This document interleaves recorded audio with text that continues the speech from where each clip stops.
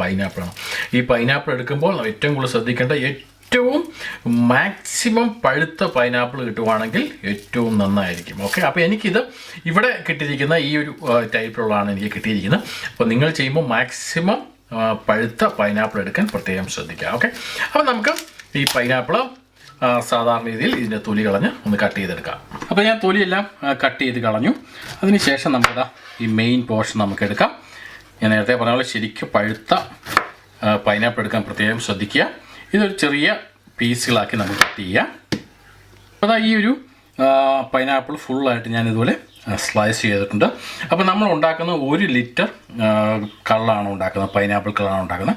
അപ്പോൾ അതിന് അത്യാവശ്യം വലിപ്പമുള്ള ഒരു ഫുൾ പൈനാപ്പിൾ ഇതുപോലെ ചെറുതായിട്ട് സ്ലൈസ് ചെയ്തെടുക്കാം. അപ്പോൾ ഇനി നമുക്ക് വേണ്ടത് ഇതുപോലുള്ളൊരു ഭരണിയാണ് വേണ്ടത്.